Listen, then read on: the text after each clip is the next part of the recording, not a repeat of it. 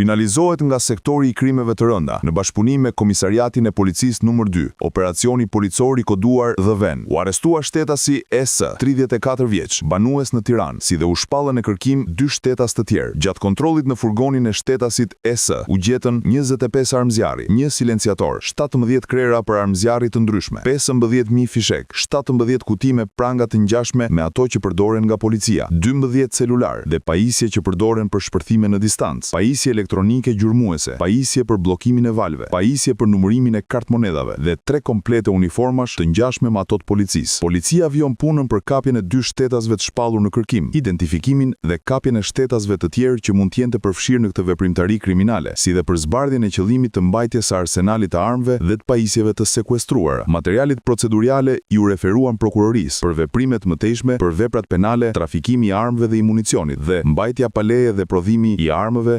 shpërthyese dhe i municionit.